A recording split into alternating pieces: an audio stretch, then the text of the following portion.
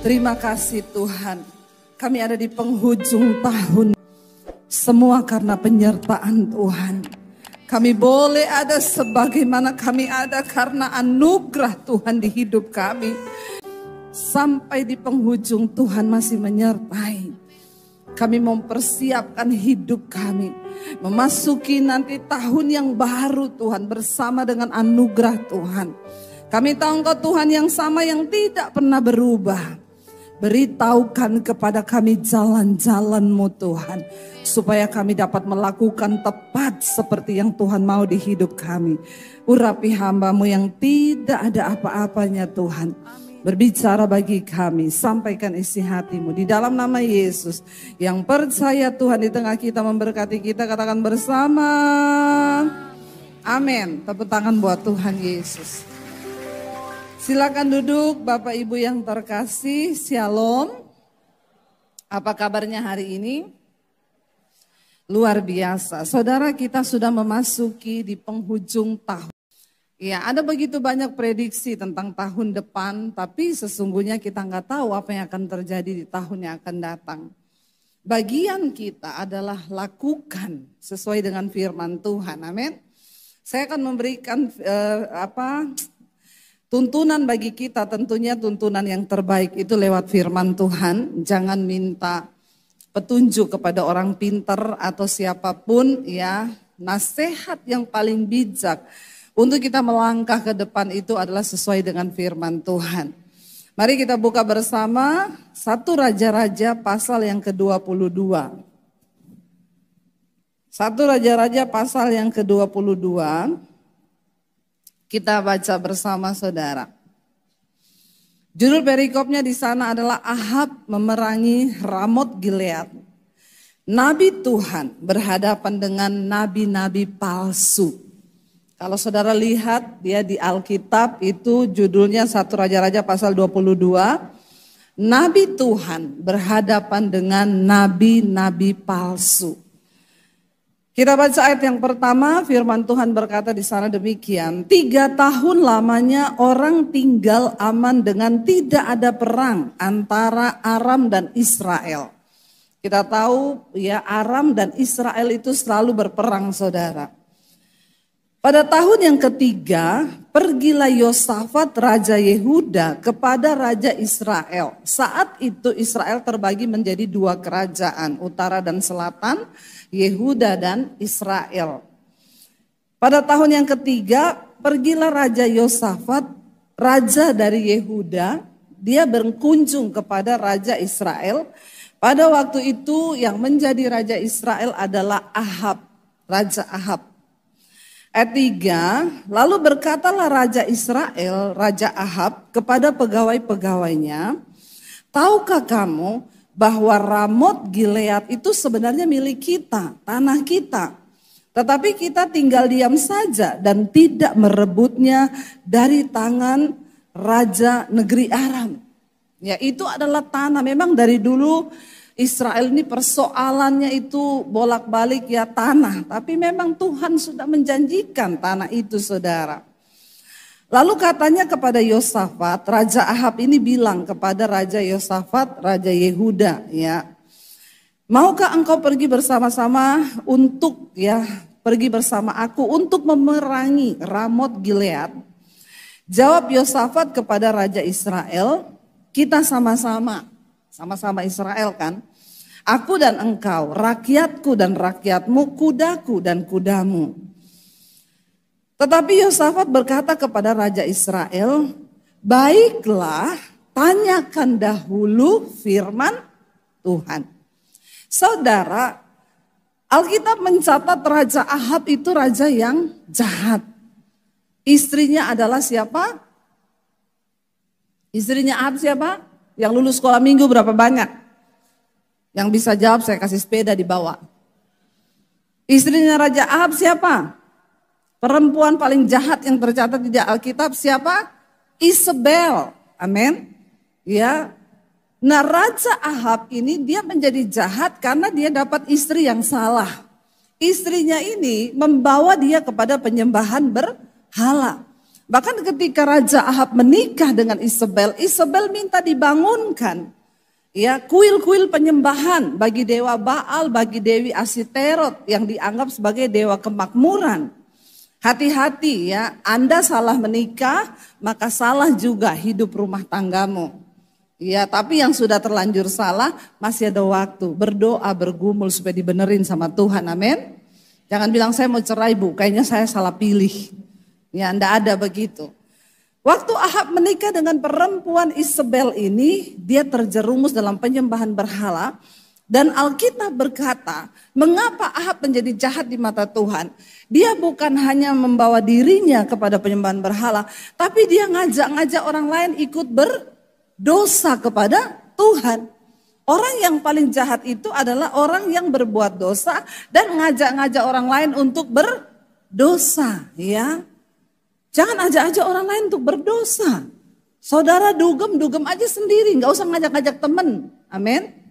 Ya, saudara selingkuh aja sendiri, jangan ngajak-ngajak temen. Nah, ini menjadi satu kejahatan di mata Tuhan karena Ahab menyebabkan bangsa itu berdosa kepada Tuhan. Satu kali ketika Raja Yosafat dari Yehuda datang berkunjung kepada Ahab, dia bilang gini, itu Ramot Gilead itu sebenarnya punya kita loh. Kenapa kita nggak merebut dia? Saudara, Ahab punya rencana.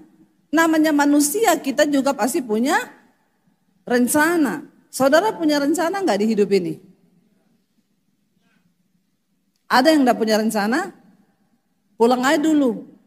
Ada orang hidup tanpa rencana loh. Saudara, hidup itu harus punya perencanaan. Tapi rencana itu kita harus serahkan ke dalam tangan Tuhan. Ya, jangan hidup tanpa perencanaan. Yang masih menunggu jodoh, bikin perencanaan. Tahun depan aku mau ketemu jodoh. Itu kok yang amin yang udah menikah ya. Yang belum menikah kayaknya biasa-biasa aja di sini. Yang sana yang sudah menikah malah semangat ya. Amin saudara. Yang belum menikah punya rencana tahun depan aku pengen menikah Tuhan. Ya berarti kau sudah harus berdoa untuk perencanaanmu itu. Ya kalau pengen menikah keluar rumah lah, jangan di kamar terus ya, nanti gak ketemu jodoh. Perencanaan itu dibuat. Ahab punya sebuah rencana. Ayo kita serang, kita rebut tanah itu karena memang itu milik kita. Apa yang terjadi? Yosafat, Raja Yehuda, dia terkenal sebagai raja yang takut akan Tuhan. Dia merobohkan kuil-kuil penyembahan berhala di Yehuda. Berbeda dengan Ahab yang jahat ini. Raja Yosafat itu bilang begini, ya ayo gak apa-apa kita maju, kudaku kudamu, orangku orangmu. Tetapi Yosafat berkata kepada Raja Ahab, baiklah tanyakan dahulu firman Tuhan. Saudara, kunci untuk kita bisa mengalami kemenangan di tahun-tahun yang akan datang, kalau selama ini saudara melakukan sesuatu gak pernah tanya Tuhan, sekarang harus belajar untuk tanya Tuhan, amin. Banyak orang Kristen tuh gak tanya Tuhan. Ya dia beli rumah beli aja, dia beli mobil beli aja, dia mau beli apa-apa itu pokoknya beli aja. Ya kita tuh harus tanya Tuhan. Sekalipun engkau punya uang, belum tentu loh Tuhan berkehendak dengan apa yang saudara pikirkan. Ya saya sama suami kami mau beli mobil, sudah punya rencana beli mobil ini, sampai di situ berubah loh, tanya Tuhan. Kami bergumul, Tuhan boleh nggak kita sih beli mobil ini ya? Ya, tapi kita berdua akhirnya udah keliling, udah mau DP, kita berdua Tuhan bilang, enggak, untuk kelas hamba Tuhan itu terlalu. Lalu kami, enggak Tuhan, ya Tuhan ampuni. Ya udah kita nggak jadi DP itu, kita DP yang lain. Walaupun engkau punya uang loh saudara, belum tentu rencanamu itu adalah rencana Tuhan, amin. Jangan menatap muka saya dengan begitu. Ya, tolong ini kita semua berkata Sepakat. Karena hidup ini milik Tuhan, uangmu milik Tuhan. Semua yang kau punya di hidupmu adalah milik Tuhan. Bahkan rencana-rencana kita itu harus menjadi rencana Tuhan. Ya, sekalipun mungkin engkau sudah punya pacar, bawa dulu Tuhan, aku rencana mau menikah sama dia. Kalau Tuhan tidak berkehendak, aku berdoa Tuhan putuskan dalam nama Yesus. Amin.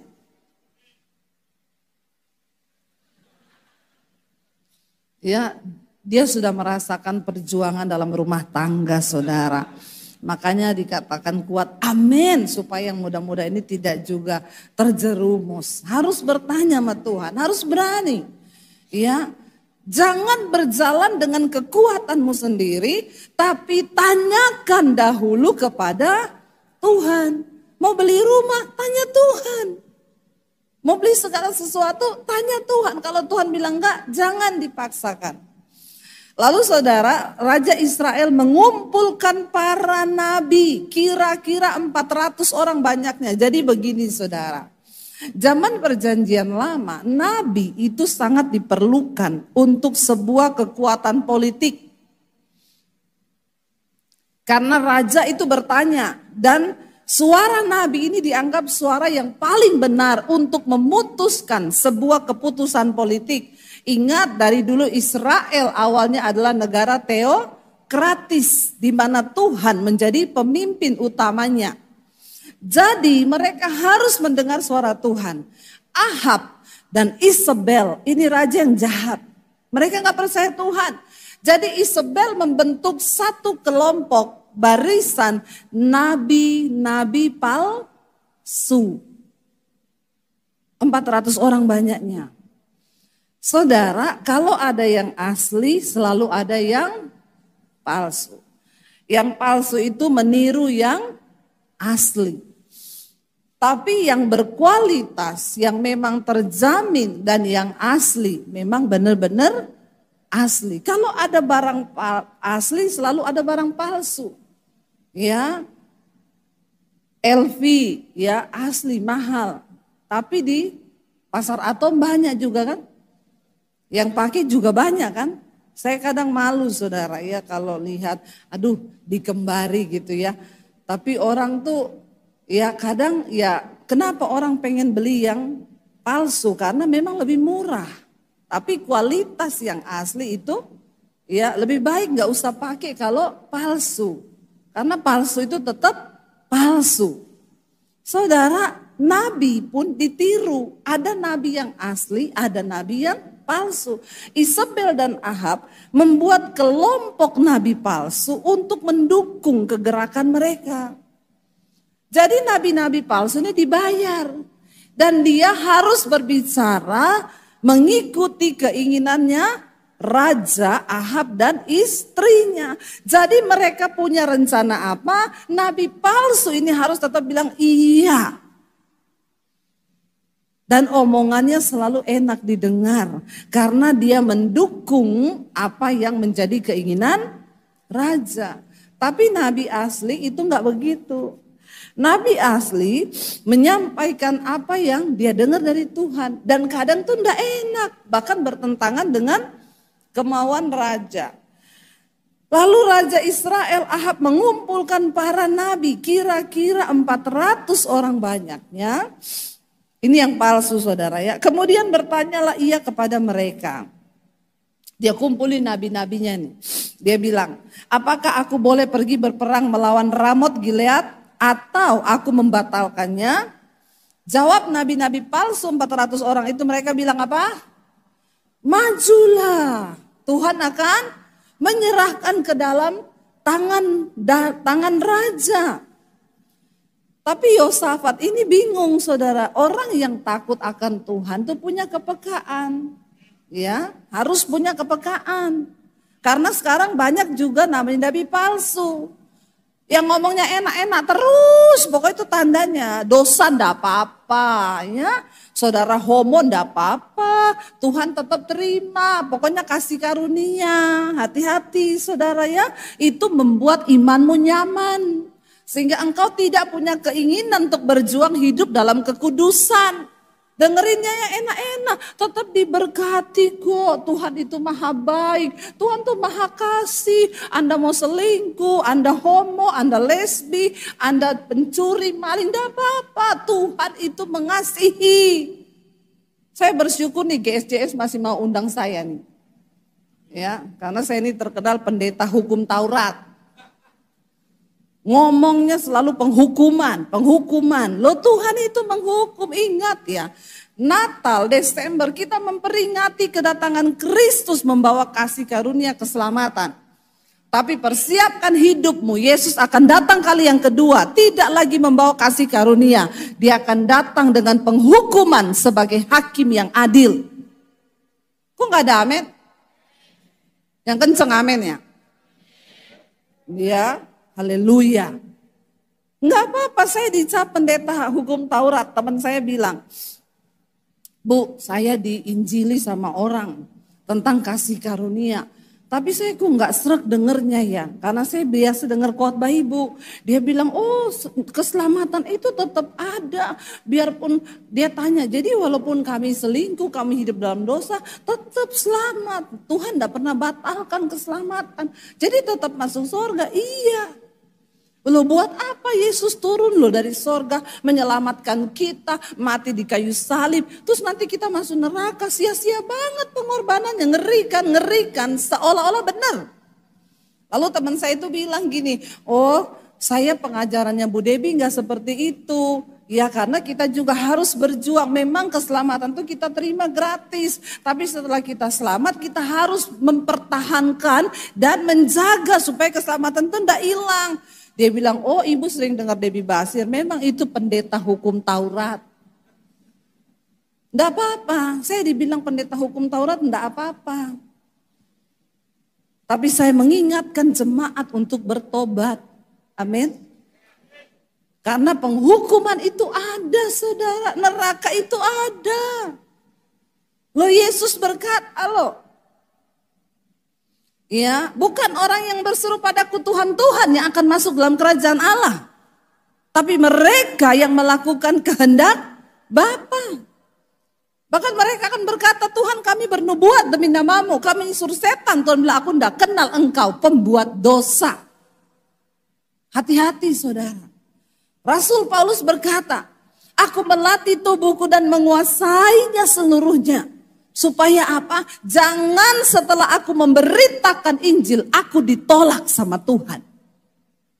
Sekelas Rasul Paulus takut ditolak loh. Kok kita enak banget ya? Homo masuk surga ya. Kau selingkuh masuk surga ya. Kau pembohong, kau penipu, kau pakai uang orang, kau gak balikin. Utang, tapi gak pernah bayar. Ditagih, diblokir. Bertobat saudara. Kau pikir masuk surga itu orang sembarangan. Surga itu mulia.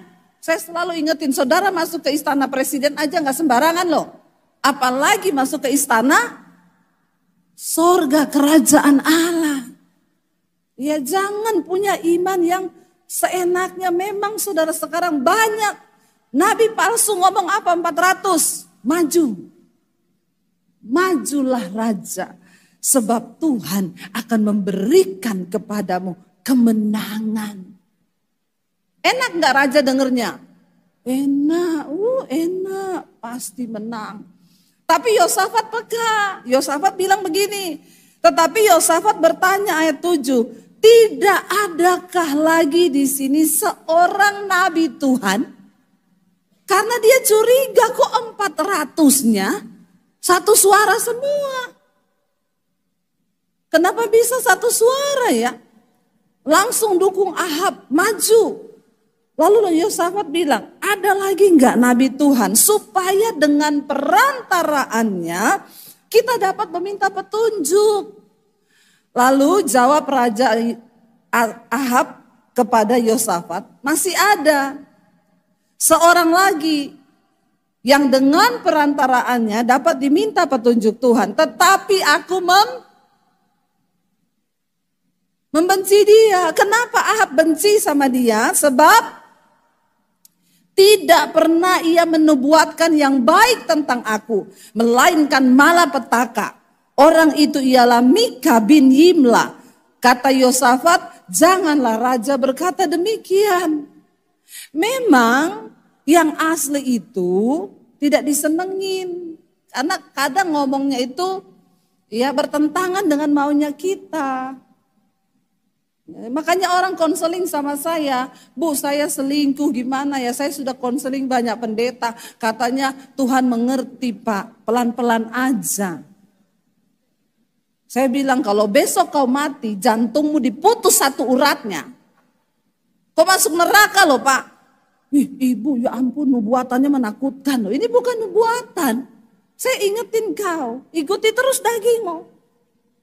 Ya kalau kau mau binasa masuk neraka. Gak ada main-main sekarang ngomong-ngomong dosa saudara. Kita harus ngomong benar. Kenapa? Ini loh nabi palsu. Ngomong semua yang enak, ngikuti maunya raja. Tapi Yosafat peka, dia bilang enggak. Lalu benar ternyata Ahab bilang apa? Ada satu nabi lagi. Tapi aku benci dia. Karena dia itu selalu mengatakan yang jelek tentang aku. Loh karena memang Ahab ini orang jahat. Makanya pasti firman Tuhan buat dia selalu tidak enak. Kalau dosa mau ditelanjangi, kalau engkau disuruh bertobat, jangan kau benci saudara pendeta itu. Ya ada yang gak seneng itu ngomong tentang rokok, persinahan, perselingkuhan. Gak enak. Suruh hidup kudus, gak enak. Maunya yang enak-enak. Alkitab berkata memang di akhir zaman, kenapa banyak nabi palsu muncul? Karena di akhir zaman orang Kristen akan mencari guru-guru yang enak bagi telinga. Ya, enggak apa-apa, nyaman. Tetap kita diselamatkan. Saudara, akhirnya kemudian Raja Israel memanggil seorang pegawai istana. Katanya gini, jemputlah Mika. Mika bin Yimla dengan segera. Sementara Raja Israel dan Yosafat, Raja Yehuda duduk masing-masing di atas tahtanya dengan pakaian kebesaran. Di suatu tempat pengirikan di depan pintu gerbang Samaria. Sedang semua nabi itu bernubuat di depan mereka. Nubuatannya enak-enak saudara. Terpujilah engkau Raja. Engkau pasti diberkati. Hidupmu mulia. Tuhan akan menyertai engkau. Ayat 11, maka Sedekia bin Kanaana membuat tanduk-tanduk besi lalu berkata, beginilah firman Tuhan, dengan ini engkau akan menanduk Aram sampai engkau menghabiskan mereka. Palsu. Bohong. Tapi membawa nama Tuhan. Bawa nama Tuhan. Saya pernah diajak berdoa buat satu kepala daerah saudara. Ya, karena ada perayaan dipanggillah beberapa pendeta maju. Kepala daerahnya itu disuruh maju ke mimbar. Salah satu saya di situ, saya juga dipanggil maju. Kami minta supaya ya kita mendukung ini kepala daerah ini. Semua ada 3 pendeta, saya ingat saya sama 2 pendeta di situ. 2 pendeta ini berdoa buat kepala daerah ini bagus semua saudara. Ya Tuhan akan menyertai engkau. Tuhan akan mengokohkan kepercayaannya. Hidupmu akan diberkati. Engkau akan begini. Saya itu berdoa Tuhan. Taruh suaramu di hatiku Tuhan. Aku enggak mau doa kayak begini. Ini doa yang menyenangkan telinga banget. Memang ini kepala daerah. Doanya bagus, amplopnya tebel. Ya, tapi saya nggak mau begitu. Saya mau dengar suara Tuhan buat dia. Waktu saya giliran dikasih mic, 2 ini semua bagus. Jemaat juga teriak, amin, amin, amin. Ya, lalu saya berdoa. Tuhan sampaikan dari mulut saya, jika engkau sungguh-sungguh mendengarkan firman Tuhan dan hidup menghormati Tuhan, maka Tuhan akan mengokohkan jabatanmu. Tapi jika engkau mendustai Tuhan, melukai hati Tuhan dan engkau tidak taat pada firman Tuhan, maka Tuhan akan mengoyakkan semua jabatan dan kepercayaan Tuhan atas hidupmu. Tidak ada yang amin. Saya juga ngomong ini, aduh kenapa saya doa begitu ya? Salah ini tapi biarlah apa peduli amat lah Tuhan lah ya. Ya memang ya saya sih disalaminya sambil lewat aja ya. Karena dia nggak enak mendengar. Yang lainnya sama yang pendeta itu, terima kasih Pak, terima kasih doanya. Iya, saya cuma iya makasih. Enggak apa-apa. Saudara tahu, tidak berapa lama setelah itu terbongkarlah kasus perselingkuhan. Yang akhirnya berakhir sampai di penjara. Apa yang Tuhan sampaikan itu enggak pernah salah. Tidak pernah salah. Kita sebagai hamba Tuhan, kita menyampaikan apa yang Tuhan pesan bagi jemaat. Tidak boleh sembarangan. Harus yang kita dapat dari Tuhan. Walaupun itu keras, sampaikan. Karena itu akan menyelamatkan. Ini bohong semua nabi-nabi ini, saudara bayangkan ya. Karena dapat amplop gede nih. Ya, engkau akan menanduk Aram sampai engkau menghabiskan mereka. Ya, ayat 12 juga semua nabi itu bernubuat demikian. Katanya, majulah ke Ramot Gilead dan engkau akan beruntung. Tuhan akan menyerahkannya ke dalam tangan raja. Ayat 13. Suruhan yang pergi memanggil Mika itu berkata kepada Mika. Dia bilang sama Mika, ini dia sampai di rumahnya Mika. Dia ancam Mika duluan. Ketahuilah nabi-nabi itu sudah sepakat ya. Meramalkan yang baik bagi raja. Maka hendaklah engkau juga berbicara seperti mereka. Dan meramalkan yang baik. Ada hamba Tuhan dikasih pesan sponsor saudara. Ya. Ngomong yang baik-baik ya. Pokoknya kamu jangan sampai ngomong yang tidak baik. Karena semua nabi itu sudah sepakat loh. Ya, roh dusta di mulut mereka. Hati-hati banyak pendeta sekarang. Hamba Tuhan berdiri tapi ternyata roh dusta di mulut mereka. Orang tanya sama saya, Bu, perkembangan teknologi, robot AI bisa khotbah. Menurut ibu, robot bisa khotbah itu bagaimana Bu ceritanya Bu? Ini sudah akhir zaman. Saya bilang kenapa tidak? Kalau memang Tuhan pakai robot. Karena robot enggak homo. Robot enggak selingkuh. Iya enggak? Robot enggak curi duit. Banyak pendeta berdiri. Dia selingkuh, habis selingkuh dia khotbah. Enggak ada yang tahu. Jemaat amin amin. Tapi sebenarnya dari khotbahnya saudara bisa menilai. Jangan bodoh jadi jemaat. Miliki telinga yang peka untuk mendengar. Yosafat peka mendengar. Dia bilang gak mungkin nih 400 nabi semua bernubuat yang bagus. Pasti salah. Lalu dipanggil Mika. Waktu dipanggil pesan raja sudah disampaikan. Itu 400 nabi di sana. Sudah mengatakan yang baik buat raja ya. Jangan sampai kau bernubuat yang buruk. Awas kau. Ayat 14, apa yang Mika ngomong? Tetapi Mika menjawab, demi Tuhan yang hidup, sesungguhnya apa yang akan difirmankan Tuhan kepadaku, itulah yang akan kukatakan. Ini nabi yang asli.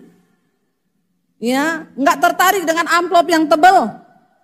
Suara Tuhan harus disampaikan, amin. Kita berdoa supaya di GSJS ini berdiri orang-orang yang hidup dalam kekudusan. Pendeta-pendeta yang berdiri dalam kebenaran. Ya, jangan yang kompromi dengan dosa. Pak Michael, jemaat ribuan ini tanggung jawab di tangan Bapak loh. Ya, benar saudara ya. Mau dibawa kemana nih jiwa-jiwa ini. Itu kita akan berdiri di hadapan pengadilan Kristus. Yang harus dihakimi nomor 1 itu hamba-hamba Tuhan dulu.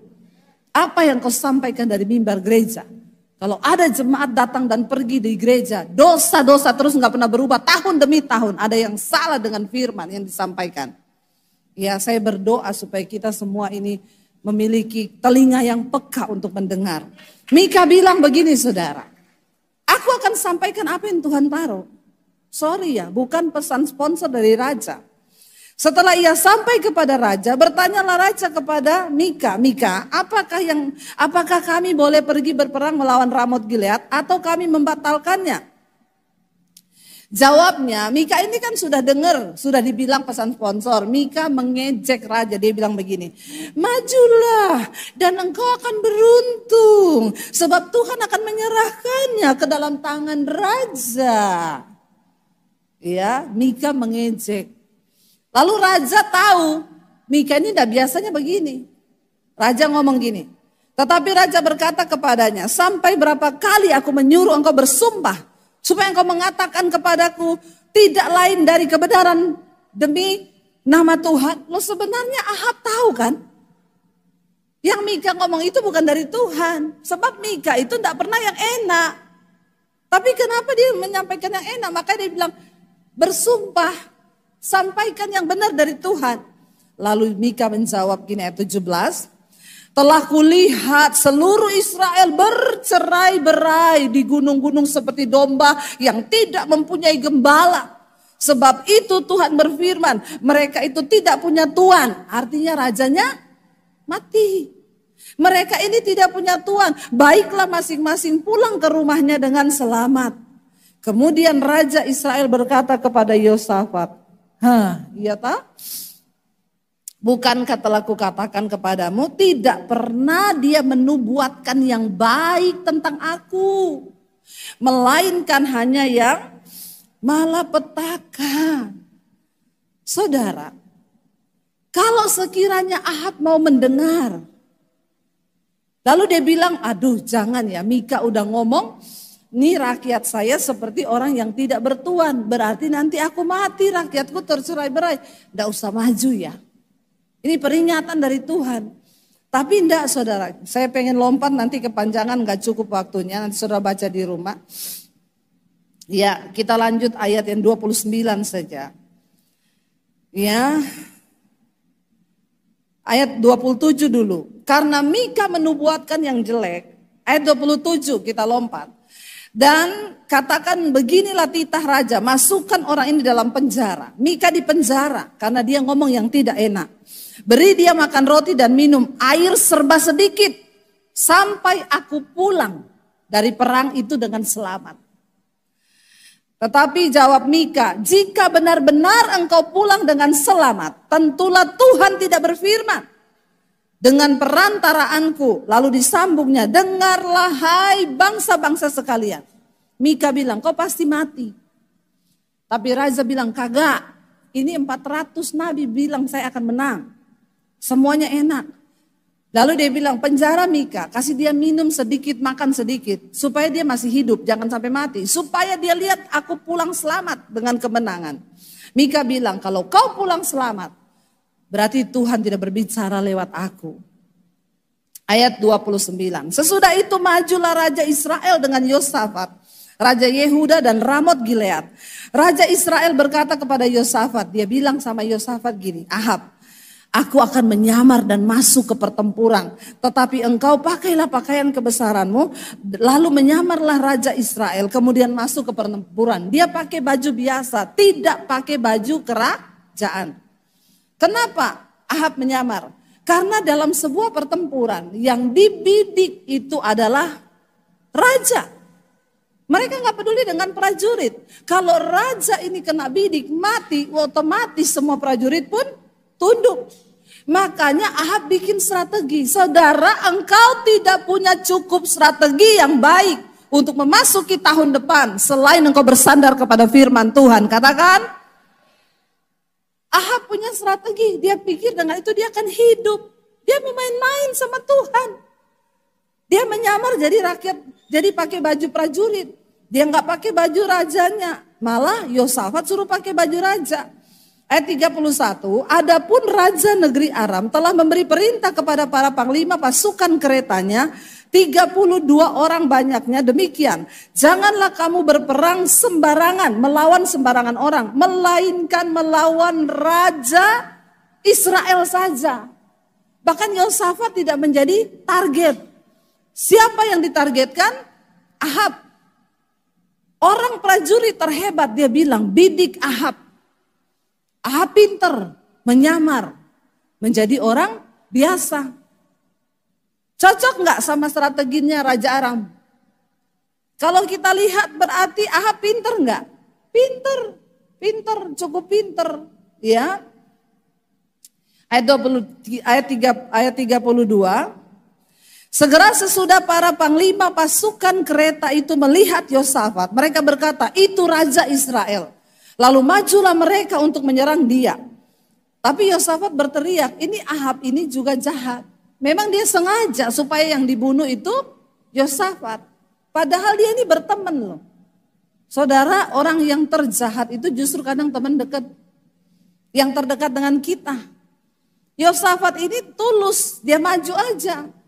Mereka membidik Yosafat, mereka bilang ini pasti Raja Israel, Raja Ahab. Mereka cuma lihat dari baju. Tetapi Yosafat berteriak, segera sesudah para panglima pasukan kereta itu melihat bahwa dia bukanlah Raja Israel, maka undurlah mereka daripadanya. Oh, ternyata ini bukan Ahab. Tetapi seorang penarik panahnya dan menembak dengan sembarangan saja. Perhatikan, seorang pemanah dari Aram itu dia ambil bidiknya, dia tembak sembarangan saja. Dan dikatakan di sana apa? Mengenai Raja Israel di antara sambungan baju sirahnya. Kemudian ia berkata kepada pengemudi keretanya, putar, bawa aku keluar dari pertempuran sebab aku sudah luka. Saudara, ya rencana Tuhan tuh gak pernah gagal. Sehebat apapun engkau punya strategi, kalau itu bukan rencana Tuhan akan digagalkan. Dikatakan anak panah itu tidak ditujukan kepada Ahab karena mereka tidak tahu Ahab mana, dia sudah menyamar. Tapi dia cuma tembak sembarangan. Perhatikan, anak panah itu dituntun Tuhan, dia cari Ahab. Penghukuman itu nggak bisa engkau hindarkan. Kalau engkau main-main dengan Tuhan, tidak mau taat dengan suara Tuhan. Lihat loh, anak panah yang ditembak sembarangan. Bisa nyari Ahab loh. Lalu kenalah dia dan dia luka parah.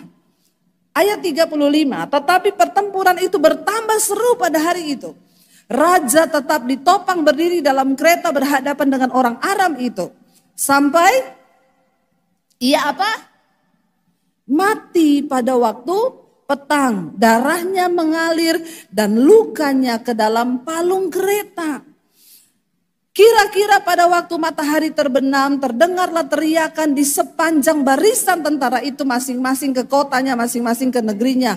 Raja sudah mati. Maka pulanglah mereka ke Samaria lalu menguburkan raja di Samaria. Ketika kereta itu dicuci di tepi telaga Samaria, maka darah raja dijilat anjing. Sedang perempuan-perempuan sundal mandi di tempat itu sesuai dengan firman Tuhan yang diucapkannya. Selebihnya dari riwayat Ahab dan segala yang dilakukannya serta istana gading dan segala kota yang didirikannya. Bukankah semuanya itu tertulis dalam kitab sejarah raja-raja Israel? Demikianlah Ahab mendapat perhentian bersama-sama dengan nenek moyangnya. Maka Ahazia anaknya menjadi raja menggantikan dia. Saudara tahu kenapa darahnya dijilat anjing? Waktu Ahab membunuh Nabot, ketika dia merampas tanah milik Nabot, Tuhan bersumpah kepada Elia, Ahab akan membayar semua dosanya. Dia membunuh Nabot itu dengan istrinya Isabel tanpa sebab hanya karena ingin sebuah ladang. Maka darahnya akan dijilat anjing dan darah itu akan mengalir di sungai di mana perempuan-perempuan sundal mandi di sana. Isabel dijuluki sebagai perempuan sundal karena dia membawa roh persinahan masuk ke Israel. Mengerikan loh saudara. Dan apa yang dikatakan oleh Tuhan itu terjadi. Dosa akan membuahkan malapetaka. Saya berdoa kita persiapkan hidup kita. Memasuki tahun yang baru, tinggalkan semua dosa yang lama.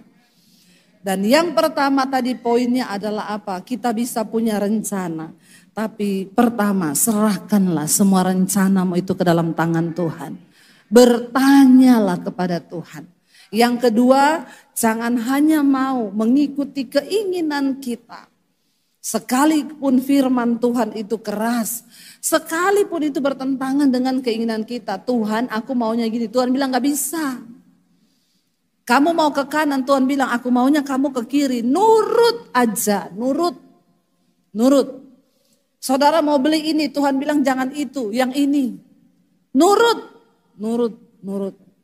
Dalam segala hal kita belajar taat kepada Tuhan. Kenapa saudara? Kematian senantiasa menanti orang-orang yang hidup tidak takut akan Tuhan. Tapi kita nggak tahu apa yang akan terjadi tahun depan. Ya, banyak prediksi menakutkan yang akan terjadi di tahun depan. Kita berdoa di masa-masa tahun-tahun politik ini semuanya terjaga dengan damai dan aman. Doa-doa kita didengar oleh Tuhan. Tetapi dengar baik saudara. Sekalipun engkau memiliki strategi jitu, Ahab memiliki strategi jitu. Dia tahu Raja Aram sudah membidik Raja Israel. Dia menyamar. Tapi lihat, penghukuman Tuhan itu tidak pernah salah sasaran. Walaupun Ahab mau Yosafat yang dibunuh. Tapi pada akhirnya anak panah itu yang ditembakkan sembarangan. Dia pergi mengikuti tuntunan Tuhan, mencari di mana Ahab ada. Dan anak panah itu mengenai sasarannya.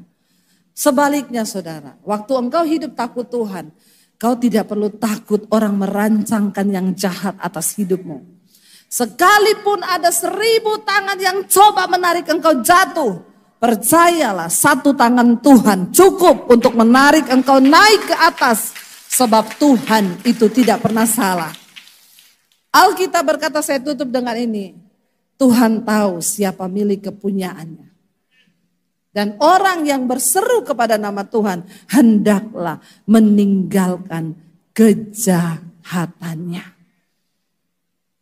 Supaya Tuhan tahu siapa milik kepunyaannya. Tinggalkan dosa. Supaya kita ini mendapat pembelaan dari Tuhan. Ya, tidak usah berharap manusia, tapi harapkan Tuhan. Saya undang para imam musik maju ke depan. Saudara, bilang pada Tuhan hari ini, kami enggak punya cukup kekuatan Tuhan. Kekuatan kami itu hanya kami dapat dari Tuhan saja. Karena itu Tuhan, bawa kami hidup di dalam kebenaran Tuhan. Sungguh-sungguh kita mau berkata, sekali Yesus, selamanya kami tetap memilih Yesus. Apapun yang terjadi, sekalipun itu keras, biar suara kami, telinga kami hanya tertuju kepada suara Tuhan saja. Bangkit berdiri saudara. Angkat tanganmu di tempatmu, katakan dengan iman. Sekali Yesus, selamanya Yesus. Harapanku takkan hilang. Karena kasih-Nya sekarang ku ada. Oh Yesusku, oh Yesusku, ku cinta Kau selamanya Yesus. Kami Yesus, selamanya kami akan tetap memilih Yesus. Harapanku takkan hilang. Karena kasih-Nya sekarang ku ada. Oh Yesusku, ku cinta Kau selamanya. Biar musik saja, mari kita tutup mata dalam hadirat Tuhan. Saudara, untuk memilih ikut Tuhan, berjalan dalam kebenarannya memang tidak mudah. Harus ada sebuah komitmen di hatimu. Sekali aku memilih Yesus, aku akan tetap pilih Yesus. Jangan berjalan di dua tempat, kakimu kanan dan kiri. Tapi satukan langkahmu, berjalan di dalam tuntunan Tuhan. Engkau tidak perlu takut akan prediksi apapun yang akan terjadi di tahun depan. Cukup engkau berkata, aku tahu kepada siapa aku berharap. Aku tahu siapa yang aku andalkan. Engkau Tuhan yang tidak pernah salah di dalam menuntun. Kami mau menyerahkan seluruh perencanaan hidup kami ke dalam tangan-Mu Tuhan. Kami mau tinggalkan dosa. Kami mau membuka telinga kami untuk kebenaran. Bukan kepalsuan, tapi sesuatu yang benar. Sekalipun itu sakit, sekalipun itu tidak enak bagi daging kami.